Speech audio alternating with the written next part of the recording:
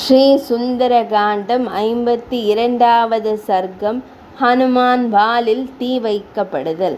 10 தலைகள் கொண்ட அந்த அரசன் உயர்ந்தவனான தன் சகோதரனால் கூறப்பட்ட வார்த்தைகளை தர்மத்திற்கும் அந்த சூழ்நிலைக்கும் இசைந்த விதத்தில் அமைந்ததாக கருதி ஏற்றுக்கொண்டு இவ்வாறு பதிலளித்தான். நீ கூறியது சரிதான். தூதுவனை கொல்வது இழுக்குதான். ஆயினும் மரண தண்டனை அல்லாத ஒரு பொருத்தமான தண்டனை இந்த குரங்கிற்கு நிச்சயம் அளிக்கப்பட வேண்டும். குரங்குகளுக்கு அவற்றின் வால்தான் முக்கியமான மற்றும் பொருத்தமான அணிகலனாக கருதப்படுகிறது. எனவே இந்த குரங்கின் வால் தீ வைத்து கொளுத்தப்படட்டும். எரிந்து போன வாளுடன் இது வீடு திரும்பட்டும். வால் வெட்டப்பட்ட இதன் துயரமான நிலை இதன் நண்பர்கள், உறவினர்கள், சகாக்கள் ஆகியோருக்கு ஒரு காட்சி பொருளாக அமையட்டும். தீ வைக்கப்பட்ட வாளை அரக்கர்கள் நகரத்தில் எல்லா சாலை சந்திப்புகளின் வழியாகவும் இழுத்துச் செல்லட்டும். அரக்க அரசன் இவ்வாறு உத்தரவிட்டான். ராவணனின் இந்த உத்தரவை கேட்டு அதிக உற்சாகமடைந்த அரக்கர்கள் ஹனுமானின் வாளில் தங்கள் கையினால் எல்லா வகையான பழமையான கிழிந்த துணிகளை எடுத்து ஹனுமானின் வாளில் சுற்ற ஆரம்பித்தனர். இதனால் அரக்கர்கள் உற்சாகமடைந்தனர். தன் வாளில் இவ்வாறு துணி சுற்றப்பட்ட போது காட்டிலுள்ள காய்ந்த சருகுகளில் பட்டதும் ஒரு நெருப்பு பொறி மிக பெரிதாக வளர்வது போல் அந்த உயர்ந்த வானரர் தன் உடலை பிரம்மாண்டமான அளவிற்கு பெருக்கிக் கொண்டார். பிறகு அந்த அரக்கர்கள் அவர் வாளை எண்ணெயில் தோய்த்து அதற்கு தீயிட்டனர். அப்போது பெண்கள், குழந்தைகள் உட்பட எல்லா அரக்கர்களும் ஹனுமானை அவருடைய எரியும் வாளுடன் பார்ப்பதற்காக அங்கே வந்தனர். அப்போது உதிக்கும் சூரியனை போன்ற ஒளி கொண்ட முகத்துடன் இருந்த ஹனுமான் கோபமடைந்தவராக அரக்கர்களை தன் எரியும் வாளால் அடிக்க ஆரம்பித்தார். அதற்கு பிறகு அந்த கொடிய அரக்கர் கூட்டத்தினர் அந்த உயர்ந்த வீரமுள்ள வானரரை மேலும் பல கயிறுகளால் கட்டினர். அப்போது ஹனுமான் அந்த சூழ்நிலைக்கு ஏற்ப அடுத்து செய்ய வேண்டியவை எவை என்பது பற்றி சிந்திக்க ஆரம்பித்தார். என்னால் மீண்டும் கயிறுகளை அறுத்து கொண்டு எம்பி குதித்து இவர்களை கொல்ல முடியும். நான் இப்போது கட்டுண்டிருந்தாலும் இந்த அரக்கர்கள் எனக்கு சமமானவர்கள் அல்ல. நான் அப்படி செய்தால் என் எஜமானருக்கு நன்மையானதையே செய்ய வேண்டிய நான் என் கடமையை எல்லா விதங்களிலும் சரியாக செய்வதிலிருந்து தவறி இருப்பேன். இந்த தீயவர்கள் அவர்கள் அரசனின் கட்டளைக்கிணங்க என்னை கட்டி இருக்கிறார்கள். இந்த எல்லா அரக்கர்களையும் தனியாகவே என்னால் போரில் எதிர்கொள்ள முடியும். ஆயினும் என் எஜமானர் ஸ்ரீ ராமபிரானுக்காக எல்லா முன்னெச்சரிக்கைகளையும் நான் பின்பற்ற போகிறேன். இரவு நேரத்தில் இலங்கையில் எல்லாவற்றையும் என்னால் தெளிவாக பார்க்க முடியவில்லை. பகல் நேரத்தில் சரியாக பார்த்து இந்த நகரம் எப்படி வலுப்படுத்தப்பட்டிருக்கிறது என்பது பற்றிய நுணுக்கங்களை அறிந்து கொண்டு செல்வதுதான் முறையாக இருக்கும். இந்த நோக்கத்திற்காக நான் மீண்டும் ஒரு முறை இலங்கையை சுற்றி பார்க்க வேண்டியது அவசியமாகிறது.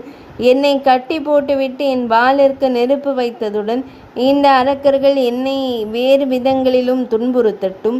இவர்களுடைய எந்த செயலும் என் பொறுமைக்கோ எனக்கோ சோர்வு ஏற்படுத்தாது. அந்த உயர்ந்த சிறந்த சக்தி வாய்ந்த வானரரின் மனதில் ஓடிய எண்ணங்களை அறியாத அந்த அரக்கர்கள் மிகுந்த உற்சாகத்துடன் அவரை இழுத்து கொண்டு அந்த மாளிகையை விட்டு வெளியேறினர். கொடிய செயல்களை செய்து பழகிய அவர்கள் ஹனுமானை இழுத்து கொண்டு பெரும் இரைச்சலை ஏற்படுத்தி கொண்டு சங்குகள், முரசுகள் போன்ற வாத்தியங்கள் முழக்கிக் கொண்டு வரும் அந்த நகரை வலம் வந்தனர். அவர்கள் அனைவரும் பெரும் இரைச்சலுடன் வந்து கொண்டிருந்ததால் எதிரிகளை அழிப்பவரான ஹனுமான் அரக்கர்கள் பின்தொடர அந்த நகரை வலம் வந்தார். அவ்வாறு அழைத்து செல்லப்படும் போதே அவர் அரக்கர்களின் அந்த நகரம் பற்றிய எல்லா விவரங்களையும் மனதில் குறித்து கொண்டார். அங்கே அற்புதமான மாளிகைகளையும் உயர்ந்த சுவர்களையும் கொண்ட கட்டிடங்களையும் நன்கு அமைக்கப்பட்ட நெடுஞ்சாலை சந்திப்புகளையும் அவர் பார்த்தார். வாயுவின் குமாரரான அந்த வானரர் நெருக்கம் மிகுந்த தெருக்களையும் எல்லா புறமும் சாலைகள் கொண்ட மைய பகுதிகளையும் வீடுகளுக்கிடையிலான இணைப்பு சாலைகள், சந்துக்கள் ஆகியவற்றையும் மேகங்கள் போல் தோற்றமளித்த பெரிய கட்டிடங்களையும் பார்த்தார். சாலை சந்திப்புகள், பொது விடுதிகள், நெடுஞ்சாலைகள் ஆகிய எல்லா இடங்களிலும் அரக்கர்கள் கூடி முரசுகளை ஒலித்து ஹனுமானை ஒரு ஒற்றன் என்று அறிவித்தனர். வாள் எரிந்து கொண்டிருக்கும் நிலையில் ஹனுமான் ஊர்வலமாக அழைத்து செல்லப்படுவதை காண்பதற்காக பெண்கள், குழந்தைகள், முதியவர்கள் என்று அனைவரும் பெரும் உற்சாகத்துடன் எல்லா இடங்களிலும் கூடினர். ஹனுமானின் வாளின் நுனி பற்றி எரிய தொடங்கியதுமே அந்த துயரச் செய்தியை அன்னை சீதையிடம் சொல்ல கோரமான கண்களை கொண்ட பல அரக்கிகள் அன்னை சீதையிடம் ஓடினர். அவர்கள் அவரிடம் கூறினர், சீதா, உன்னிடம் பேசிக் கொண்டிருந்த அந்த சிவப்பு முக குரங்கு இப்போது அதன் வாள் எரிந்து கொண்டிருக்கும் நிலையில் நகரத்திற்குள் இங்குமங்கும் இழுத்துச் செல்லப்படுகிறது. அன்னை சீதைக்கு இந்த செய்தி உயிர் போவதை போன்ற வேதனையை அளித்தது. துயரால் அழுத்தப்பட்டவராக அவர் அக்னி தேவதையை மனதில் நினைத்து பிரார்த்திக்கிறார். அந்த அழகிய பெண்மணி தன் மனதிற்குள் அந்த பானரரின் நலனுக்காக பிரார்த்தனை செய்ய ஆரம்பித்தார். ஆழ்ந்த பக்தியுடன் அவர் அக்னி தேவனிடம் இவ்வாறு வேண்டிக் கொண்டார். என் கணவருக்கு நான் முறையாக சேவை செய்திருப்பேனே ஆனால், எல்லா விரதங்களையும் நான் சரியாக அனுசரித்திருப்பேனே ஆனால், என் கணவரை மட்டுமே என் ஒரே ஆதரவாக நான் கருதி வந்திருப்பேனே ஆனால், எல்லா விரதங்களையும் நான் சரியாக அனுசரித்திருப்பேனே ஆனால், என் கணவரை மட்டும் என் ஒரே ஆதரவாக நான் கருதி வந்திருப்பேனே ஆனால், நீ ஹனுமானை குளிர்ச்சியாக உணரச் செய். என்னிடம் உனக்கு சிறிதேனும் இரக்கம் இருக்குமானால், எனக்கு நற்பலன்கள் சிறிதேனும் மீதம் இருக்குமானால், நீ ஹனுமானை குளிரச் செய்வாய், குளிர்ச்சியாக உணரச் செய்வாய். அறத்தின் உருவான என் கணவரை அடைவதுதான் ஒரே நோக்கமாக உள்ள கற்புடைய பெண் என்று என்னை நீ கருதினால், நீ ஹனுமானை குளிர்ச்சியாக உணரச் செய். எந்த அளவிற்கு சக்தி உள்ளவராக இருக்கிறாரோ அந்த அளவிற்கு உண்மையானவராகவும் இருக்கும் வணக்கத்திற்குரிய சுக்ரீவர் என்னை இந்த துயரக் கடலிலிருந்து மீட்கப் போகிறார் என்றால், நீ ஹனுமானை குளிர்ச்சியாக உணரச் செய். ஹனுமானுக்கு தன்னால் பாதிப்பு ஏற்படாது என்பதை காட்டும் விதத்தில் பொதுவாக கொழுந்துவிட்டு எரியும் அக்னி தேவதையின் ஜுவாலைகள் தீமையற்ற தன்மையை வெளிப்படுத்தும் விதத்தில் மென்மையாக இதமாக இருந்தன.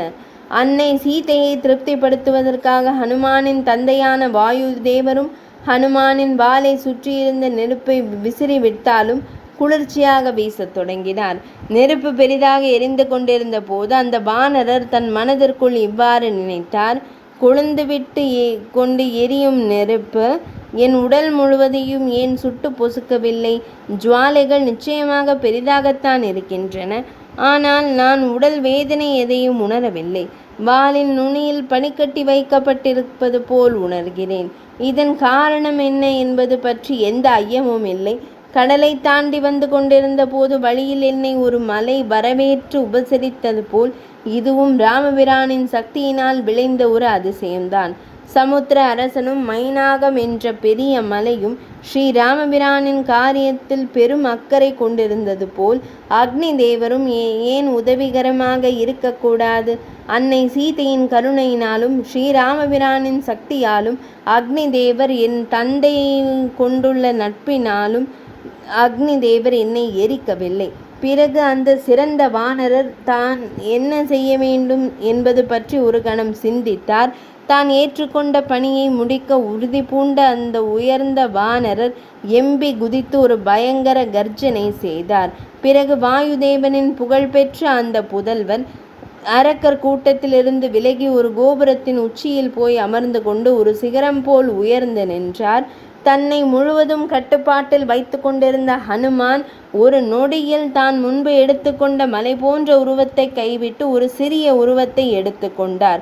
இதன் மூலம் தன்னை கட்டியிருந்த கயிறுகள் தளர்ந்து போகுமாறு செய்தார். அவர் எல்லா தலைகளிலிருந்தும் விடுபட்ட பின் மீண்டும் மலை போன்ற உருவத்தை எடுத்து கொண்டார். அவர் அருகிலிருந்த ஒரு நுழைவாயிலுக்கு அருகில் ஒரு பெரிய உலக்கை இருந்ததை கண்ட அந்த சக்தி வாய்ந்த வானர வீரர் இரும்பு முனைகள் கொண்ட அந்த உலக்கையை எடுத்து அந்த நுழைவாயில் அருகில் இருந்த எல்லா காவலாளிகளையும் அடித்து கொன்றார். அங்கிருந்த எல்லா அரக்கர்களையும் போரில் வென்ற பிறகு கதிர்களால் சூழப்பட்ட சூரியனின் பிரகாசத்தை அவர் வாளில் எரிந்த நெருப்பு அதிகரித்து காட்ட ஹனுமான் அங்கிருந்தபடியே இலங்கை நகரத்தை நோக்கினார்.